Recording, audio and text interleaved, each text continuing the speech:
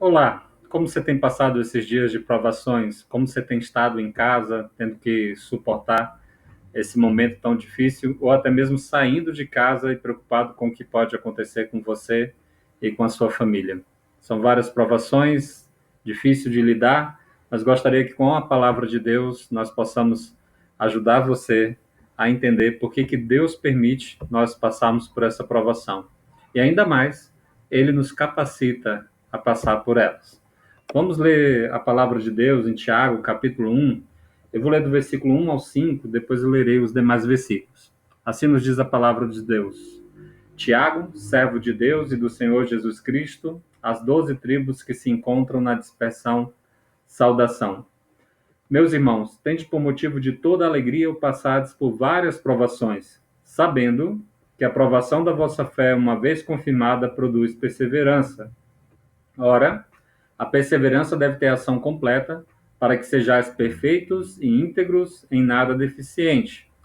Se, porém, algum de vós necessita de sabedoria, peça a Deus que a todos dá liberalmente e nada lhes impropera, e ser-lhe-á concedida. Deus nos abençoe, que Sua palavra nos ajude em tempos de dificuldade. Irmãos, aí o livro de Tiago fala sobre provações. Tiago aqui é o meio-irmão de Jesus Cristo. E é bem interessante que ele é um homem que se converte a Jesus Cristo, mesmo sendo irmão do Senhor, após a sua ressurreição. Mas olha a maneira interessante como ele trata ao seu irmão Jesus, né? Tiago, servo de Deus e do Senhor Jesus Cristo. Ele coloca aqui no mesmo patamar Deus e Cristo na sua vida. Isso é uma lição para nós, né? Que uma vez que cremos em Cristo, devemos realmente mudar o nosso jeito de tratar, viver e vivenciar a vida do nosso Senhor Jesus Cristo. Quando Tiago escreve esta carta, ele tem algumas circunstâncias que estão ocorrendo na igreja. Por exemplo, os cristãos eram considerados ateus para os romanos, que eram politeístas, mas para os judeus eles eram considerados politeístas, uma vez que eles acreditavam só em Yahvé e não acreditavam na Trindade. Então, para todo lado eles eram xingados, reclamavam deles ou iam contra eles. Eles eram considerados péssimos cidadãos, porque eles não adoravam a César, e o único que era digno do título de Senhor era Jesus. Isso deixava os romanos, e principalmente César, até Nero, quando quis procurar alguém para colocar a culpa do incêndio de Roma, ele achou os cristãos que não o consideravam como Senhor. E também eles eram considerados canibais, porque havia assim, um boato de que eles se encontravam às escondidas para comer e beber o sangue de alguém. Irmãos, eram situações bem diferentes do que vivemos aqui no Brasil, hoje em dia, mas certamente os resultados eram o mesmo. Por causa desse preconceito, por causa dessas circunstâncias, eles tinham medo do seu emprego, de perder o seu emprego, eles tinham medo de sair de casa, alguns tinham receio de se declararem cristãos para não serem mortos, para não serem condenados à morte. Ainda assim, hoje nós temos esses medos, as circunstâncias são diferentes, mas podemos ver isso como provações de Deus. E, diante disso, Tiago tem alguns propósitos. Por exemplo, ele escreve para nos encorajar a permanecer firmes, firmes em Deus, firmes e fiéis. Ele escreve para acabar com aquela superficialidade da vida cristã, em que nós somos crentes na igreja, cristãos verdadeiros, mas no dia a dia queremos nos comportar como o mundo rege, como o mundo se comporta. Mas na realidade nós devemos ser cristãos autênticos e verdadeiros todo momento de nossas vidas. Então é uma carta para uma chamada à coerência. Ora, se nós dissemos que amamos a Deus, que confiamos nele, é nessas horas de provações que podemos mostrar isso. Podemos mostrar isso na prática. Então essa é a carta que Tiago nos dá. Uma carta de encorajamento, é uma carta também de chamado à coerência. Então, um propósito geral aí da carta é encorajar a aplicação do cristianismo à vida diária, apresentando resposta adequada às provas e tentações da vida real que nos confrontam. Então, podemos lidar com as tentações e provas da vida real através da fé e do cristianismo verdadeiro.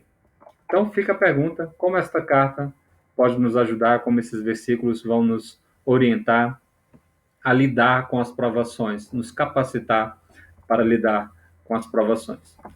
Primeiro temos que entender, né, a ideia de provação. O que é uma provação? Provação são problemas enviados ou permitidos por Deus para testar a realidade da nossa fé, ou seja, para colocar a nossa fé em prática. Numa escola nós aprendemos, mas ali no final do bimestre ou no decorrer do curso, o professor coloca você a uma prova para mostrar os seus conhecimentos. A fé cristã também. A gente aprende, vez após vez, Deus nos coloca uma prova para colocar e aplicar aquilo que nós aprendemos da palavra de Deus. Irmãos, a palavra-chave está aí no versículo 3, sabendo. Porque no versículo 2, Tiago diz, tende por motivo de toda alegria. Como nós podemos ser alegres? Como nós podemos ter alegria em meio às provações? Nós podemos, a partir do momento que a gente souber do propósito de Deus para a nossa vida. Então, vamos ver qual é esse propósito e também veremos qual é o auxílio que Deus nos dá em meio às provações. Irmãos, qual a finalidade das provações? Porque Deus permite que nós passemos por ela. Irmãos, Ele permite para gerar em nós perseverança. Olha o versículo 3. Sabendo que a aprovação da vossa fé, uma vez confirmada, produz perseverança. Irmãos, perseverança é nós mantermos firmes e fiéis a Deus, ainda que as circunstâncias não contribuam para isso. Então, irmãos, às vezes nós vamos ter momentos da vida que nós iremos passar dificuldade. O que nós vamos fazer? Tem um ditado bem conhecido, né? Se a vida te der limões, faça limonada. Se Deus está permitindo você passar por provações, use isso para a glória de Deus. Permita passar por essas tribulações e provações para crescer, para amadurecer, para se completar em Cristo Jesus ao gosto de Deus, da maneira de Deus. Em 2 Coríntios, capítulo 4, versículo 17, Paulo diz assim, porque a nossa leve e momentânea tribulação produz em nós eterno peso de glória. Irmãos, ele fala leve aqui, ele não está sendo sarcástico aqui, mas quando nós passamos por tribulação, e Paulo passou por várias tribulações, ela é leve em comparação ao eterno peso de glória que Deus tem preparado para nossas vidas. Então, podemos passar por isso visando a glória de Deus. Alguns exemplos aqui na palavra de Deus, como a vida de Abraão, em que Deus pede o seu filho, a vida de José, em que é vendido pelos seus irmãos, a vida de Moisés, que foge do Egito por causa da morte do soldado que ele ocasionou, mas todos eles passaram por grandes tribulações, mas viram peso de glória que isso lhes causou. Como esses homens foram honrados até mesmo nas escrituras sagradas. Então, Deus permite nós passarmos por provação para experimentar a perseverança da nossa fé. O segundo motivo aqui que Deus deixa nos passar por provações é que Ele quer nos tornar, aí segundo o versículo 4, ora, a perseverança deve ter ação completa para que sejais perfeitos, íntegros, em nada deficiente. Aí está uma peça de quebra-cabeça, que é essa ideia de que traz esse versículo. Nós devemos nos completar, nós devemos nos aperfeiçoar, tornarmos cada vez mais íntegros e tirar todas as nossas deficiências. A ideia aqui é que nós devemos ser semelhantes, parecidos com Cristo. Porém, quando olhamos para nossas vidas, está faltando algo. Como nós vamos conseguir melhorar, nos capacitar, passar a ser mais parecido com Cristo? A palavra de Deus nos responde, tende alegria ao passares por várias provações, para tornar você perfeito, íntegro e nada deficiente. Deus permite para que a gente seja cada vez mais parecido com o nosso Senhor Jesus Cristo. Mas não se preocupe, Deus nos promete um auxílio, Ele nos promete sabedoria. Olha o versículo 5. Se, porém, alguns de vós, ou seja, se, porém, estiverem passando por provações, para se tornarem perfeitos, íntegros, em nada deficiente, para terem perseverança, se nesse momento vocês necessitarem de sabedoria, Peça a Deus. Peça a Deus. E por que não pedir força, graça, misericórdia ou livramento? Por que pedir sabedoria? Aqui é uma questão de oportunidade, a fim de não desperdiçar as oportunidades que Deus nos concede de amadurecer. Olhe para a sua vida. Quem você é hoje? Você é resultado das provações que você passou na sua vida e, e os amadurecimentos que ela trouxe. As provações também nos amadurecem da maneira cristã, do viver cristão, do viver para a glória de Deus. E Tiago ainda nos dá alguns argumentos para que nós peçamos, para que a gente possa pedir sabedoria a Deus. Primeiro, é que ele dá a todos liberalmente, ou seja, ele não fica contando, você não tem um limite de sabedoria para pedir, e nem lhes impropera, ou seja, ele não joga na sua cara aquilo que ele já lhe deu. Então pode pedir que ele não vai negar a você e não vai jogar na sua cara dizendo: cadê aquela sabedoria que eu te dei? Ele não vai fazer isso. E você pode pedir a Deus e ele dará liberalmente. Duas condições, porém, para ter para adquirir essa sabedoria. Você tem que pedir essa sabedoria, segundo o versículo 6, peça, porém, com fé e nada duvidando. Ou seja, Deus quer que você exerça a sua fé, aquela fé de certeza, de convicção que nós temos para com Deus. E nada duvidando. O motivo, irmãos, é porque aquele que duvida sugere uma dúvida intelectual, mas um conflito básico de lealdade, como, por exemplo, entre Deus e o dinheiro ou Deus e o mundo. Duvidar é você se dividir. Como Deus vai abençoar alguém dividido? A palavra de Deus nos diz aqui, porque aquele que duvida é semelhante à onda do mar, impelida e agitada pelo vento. Assim como o mar, que é levado para qualquer lugar conforme o vento, assim aquele homem que duvida de Deus. Ele é levado por qualquer vento de desânimo, por qualquer vento de mentira, ele é conduzido. Também, ao versículo 7 diz: não supõe esse homem que alcançará do Senhor alguma coisa.